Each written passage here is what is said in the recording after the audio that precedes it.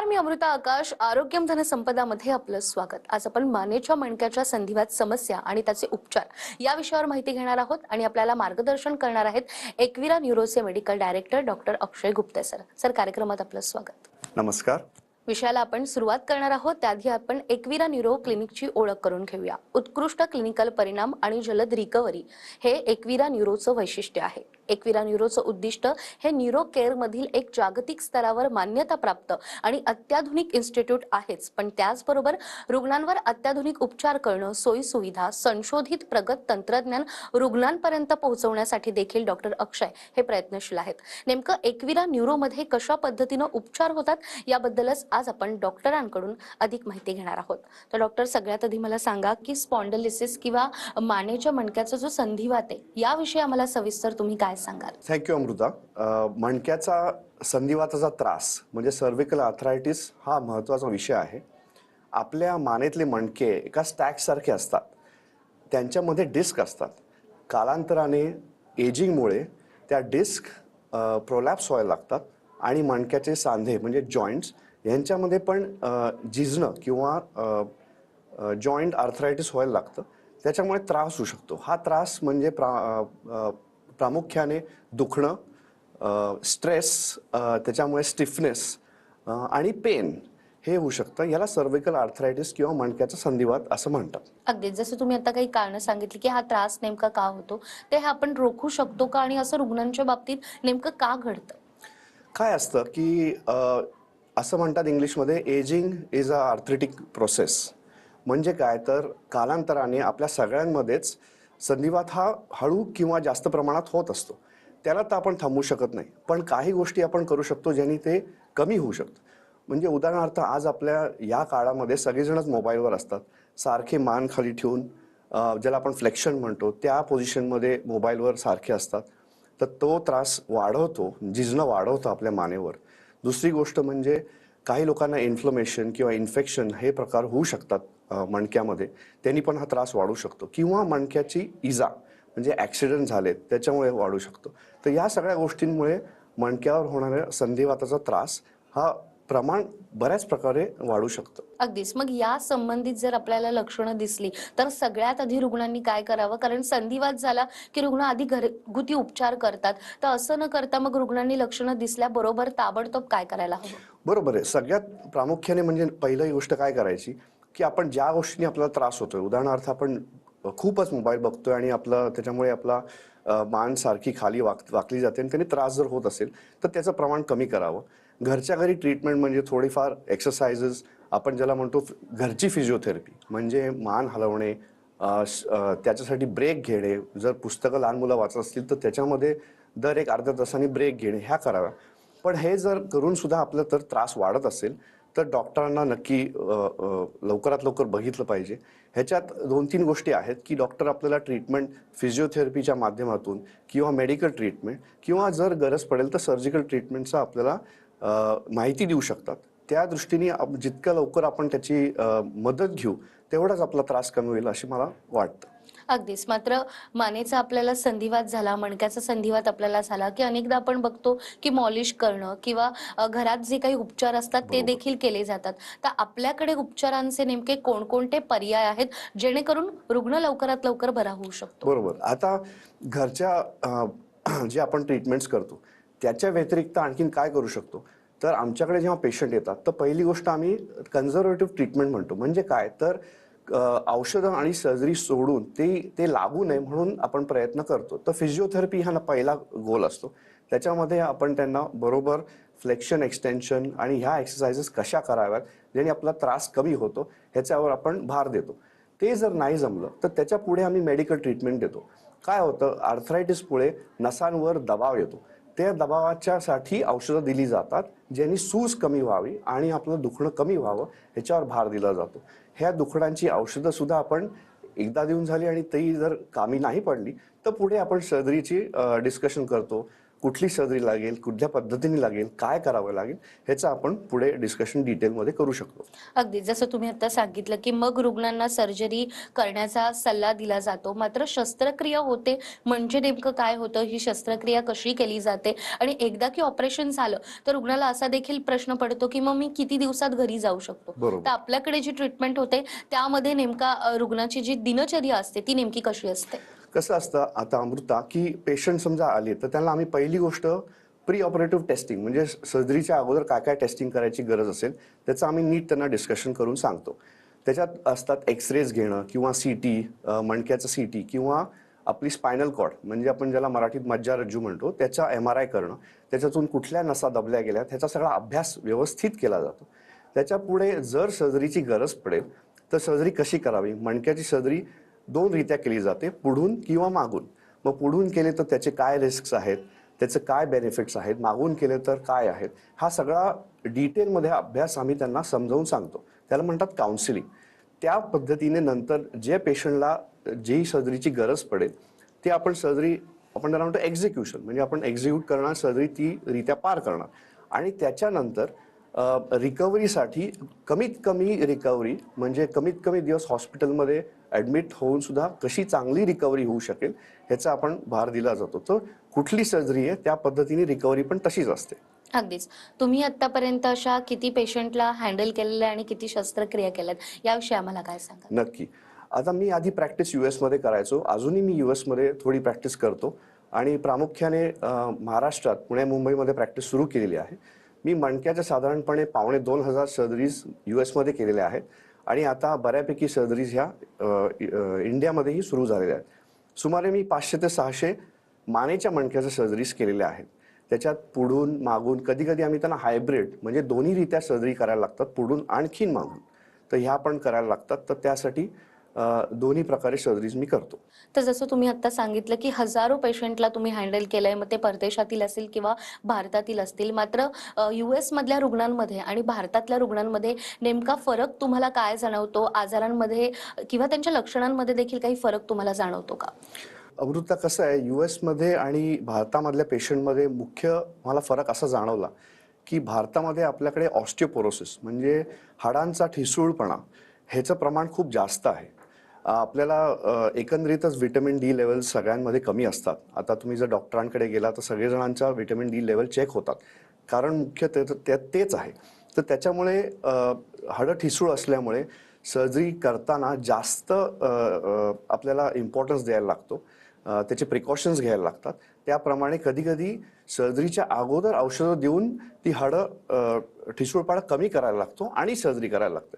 तर ह्या गोष्टीवर भार द्यायला लागतो, अभ्यास करायला लागतो. हे मला नक्की आढळलेलं आहे US आणि इंडियाच्या पेशंटच्या डिफरन्समध्ये. अगदीच. जसा हा फरक तुम्ही सांगितला, जीवनशैलीमध्ये देखील आपला फरक आहे. US मधली जीवनशैली आणि भारतातली जीवनशैली ही वेगवेगळ्या प्रकारची आहे. यामध्ये असं होतं, की अनेकदा रुग्ण आजारपण आलं किंवा मणक्याचा त्रास सुरू झाला, तर घरगुती उपचार किंवा वेगवेगळ्या पॅथींकडे जातात आणि अगदी शेवटचा पर्याय म्हणून ते सर्जरी करतात. जेव्हा असे रुग्ण आपल्याकडे येतात वेगवेगळ्या पॅथींमधले उपचार घेऊन, त्यांना नेमकं तुम्ही कसं हँडल करता? बरोबर. आता कसं होतं आपल्याकडे ॲलोपॅथी, होमिओपॅथी, आयुर्वेद ह्या तिन्ही प्रकारच्या पॅथीवर वेगवेगळ्या पद्धतीने पेशंट ट्रीटमेंट घेत असतात.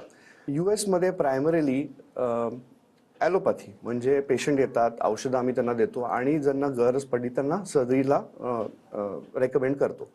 इंडियामध्ये काय होतं आपल्याकडे बरेच वेळेस रुग्ण वेगवेगळ्या पद्धतीने प्रयत्न करत असतात त्यांच्या पद्धतीने. पण कित्येक वेळा अशी लक्षणं असतात, उदाहरणार्थ वीकनेस म्हणजे कमकुवतपणा ज्याला म्हणतो, की हातापायामध्ये वीकनेस येणं. हे जर सुरू झालं असेल, तर आपले लक्षणं फार पुढे गेलेली असतात, ज्या कंडिशनमध्ये सर्जरीची गरज लवकर असते. तर दुखण्यासाठी औषधं बरीच लोकं घेतात. बऱ्याच लोकांची आपण म्हणतो, की त्यांची कपॅसिटी किंवा पॉवर खूप आहे आणि ते दुखणं सहन करू शकतात. पण ॲट द सेम टाईम असंही आहे, की जर दुखणं खूपच वाढत असेल आणि आउट ऑफ हँड जात असेल, तर सर्जरीची गरज असते. त्यासाठी निदान सर्जनची म्हणजे इंडियामध्ये ऑर्थोपेडिक सर्जन आणि न्यूरोसर्जन दोघंही मानाच्या मणक्याचे विकार ट्रीट करत असतात. त्यांचं नक्की रेकमेंडेशन घ्यावं त्याच्यात बघून घ्यावं हे मी विनंती करतो. जसं तुम्ही जीवनशैलीबद्दल सांगितलं, आपल्याकडे नोकरीच्या निमित्ताने किंवा बैठी शैली असल्यामुळे बसून अनेकदा काम केलं जातं आणि त्याच्यामध्ये देखील मणक्याचे विकार हे वाढत जातात. तर अशा बाबतीत रुग्णांनी लवकरात लवकर लक्षणं कशी ओळखावी, या लक्षणांबद्दल तुम्ही सविस्तर काय सांगाल? त्याची मेन 3 असं असतं अमृता, मेन 3 लक्षणं असतात. पहिलं लक्षण कशामुळे असतं, की डिस्क प्रोलॅप्स झाल्यामुळे नसावर दबाव येतो. त्यांनी आम्ही रेडिक्युलोपॅथी म्हणजे काय तर खूप मोठ्या प्रमाणात दुखणं होतं, ज्याला आम्ही शूटिंग पेन म्हणून म्हणतो. म्हणजे साधारणपणे शोल्डरपासून हातापर्यंत जे दुखणं जातं त्यासारखं पेन होऊ शकतं. ते नंबर 1. नंबर 2, हातात झिंजण्या येणं, ज्याला आपण टिंगलिंग म्हणतो, ते होऊ शकतं. ते जर झालं तरी हे दुसरं लक्षण आहे. आणि तिसरं म्हणजे वीकनेस. हे एक्स्ट्रीम लक्षण आहे, ज्याच्यामध्ये दबाव त्या नसावर एवढा जास्त आहे की त्याच्यामुळे वीकनेस झालेला आहे. तर या तिन्हीपैकी कुठलंही आणि तिन्ही जरी असतील तर नक्कीच आपण पेशंट म्हणून डॉक्टरांना बघून घ्यावं, कारण त्यासाठी आपल्याला उपचाराची गरज पडणार. अगदीच. आणि मणक्याचा संधिवात आणि ह्या सगळ्या उपचारांच्या व्यतिरिक्त देखील इतर कोणत्या विषयांमध्ये देखील तुम्ही शस्त्रक्रिया करता का आणि त्याचे देखील उपचार तुम्ही करता का? हो, अमृता, मी एक न्यूरोसर्जन आहे. त्यामुळे मी मेंदूची आणि मणक्याची आणि मज्जारज्जू म्हणजे आम्ही brain, spinal cord and spine या तिन्हीची आम्ही सर्जरीज करतो. मिनिमल इन्व्हेसिव्ह सर्जरी म्हणजे कमीत कमी सर्जिकल फुटप्रिंट असून आपल्याला किती चांगले आउटकम देता येतील पेशंटला ह्याच्यावर माझा भार असतो. तर मी या सगळ्या प्रकारच्या सर्जरीज करतो. सध्या मी पुण्यात आणि मुंबईत या सर्जरी सुरू केलेल्या आहेत. US मध्ये अजूनही प्रॅक्टिस आहे. माझे टेक्सास आणि मिनेसोटा नावाचे जे राज्य आहेत US मध्ये, तिथे अजून थोडी प्रॅक्टिस चालू आहे. पण ह्या पद्धतीने मी या ब्रेन आणि स्पाइन या दोन्ही प्रकारच्या मिनिमल इन्व्हेसिव्ह न्यूरोसर्जरीज करतो. मिनिमल इन्व्हेसिव्ह सर्जरीज मी ज्या करतो त्याच्यामध्ये ब्रेन आणि स्पायनल कॉर्ड ट्युमर्स, आणखीन हायड्रोसेफलस, ट्रॉमॅटिक ब्रेन इंजरी म्हणजे मेंदूला झालेली इजा ॲक्सिडेंटमुळे, ह्याचीही मी ट्रीटमेंट करतो. At the same time peripheral nerve म्हणजे काही जणांच्या नसा ज्या हातामध्ये ज्या दबला असतात ती रिलीफ देण्यासाठी सर्जरी असते, त्याही मी करतो. माझा भार मेनली एंडोस्कोपिक ब्रेन आणि नॅव्हिगेटेड ब्रेन ट्युमर सर्जरी आहे. नॅव्हिगेटेड ब्रेन ट्युमर सर्जरी म्हणजे काय असतं, की कम्प्युटरच्या सहाय्याने आम्ही जेव्हा स्कॅन करतो पेशंटचा सर्जरीच्या अगोदर, तो आम्ही कॉम्प्युटरमध्ये फीड करून ऑलमोस्ट आपल्या गुगल GPS सारखं आम्हाला कम्प्लीट मॅपिंग देतं ते ब्रेनचं, आणि त्याच्या सहाय्याने सर्जरी खूप सेफ होते, ॲक्युरेट होते आणि त्याचा सर्जरीची रिकव्हरी पण खूप फास्ट होते.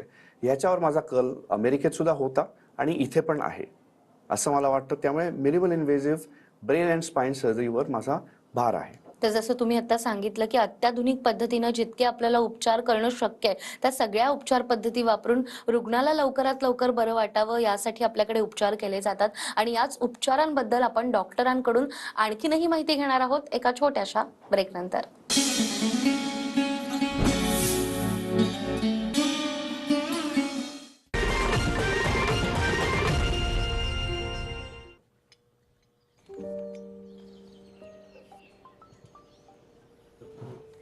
हेलो जी बोल। अच्छा खासा जॉब था, छोड़ के बैठ गया। ऐसा स्टार्टअप कर रहा है जो स्टार्ट ही नहीं हो रहा है। आप थोड़ा सब्र करो, हो जाएगा सब। स्टार्टअप के लिए लोन सैंक्शन हो गया। पापा, अब मेरा स्टार्टअप होगा सही से स्टार्ट। लोन तो मिल गया, पर गारंटी? है ना पापा, मोदी जी की गारंटी। गारंटी इंडिया को वर्ल्ड का टॉप यूनिकॉर्न्स वाला देश बनाने की। अब हर स्टार्टअप होगा स्टार्ट। इसकी गारंटी मोदी की गारंटी। मुसीबतों की छुट्टी, मोदी की गारंटी। ओ मोदी की गारंटी।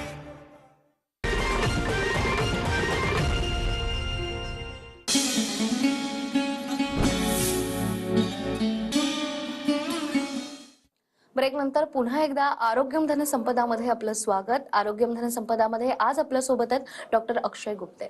डॉक्टर, ब्रेकवर जाण्यापूर्वी जसं तुम्ही सांगितलं की मणक्याच्या संधिवाताची लक्षणं काय असतात, त्याची कारणं काय असतात आणि उपचार कसे केले जातात.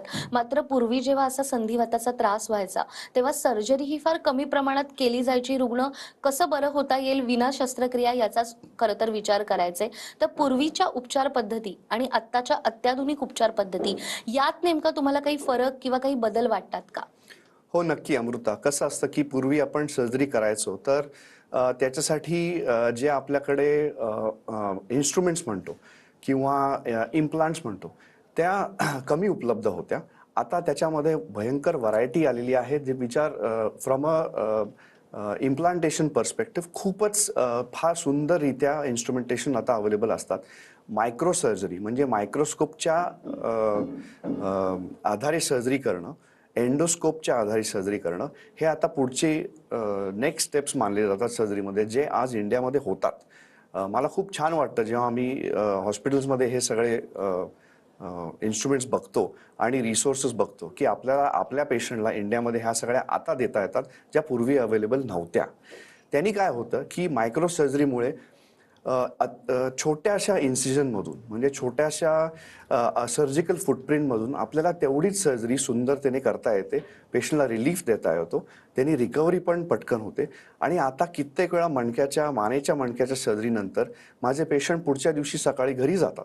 म्हणजे 24 तास ॲडमिशन नंतर त्यांना जर नीट खाता येत असेल, त्यांचं पोस्ट ऑपरेटिव्ह पेन म्हणजे दुखणं कमी असेल आणि त्यांना फिजिओथेरपीची गरज नसेल, तर ते घरी जाऊ शकतात आणि 2 आठवड्यानंतर क्लिनिकमध्ये येऊन दाखवू शकतात की त्यांची रिकव्हरी कशी चालू आहे. तर हे माझ्या मते पूर्वीपेक्षा बरंच वेगळं आहे.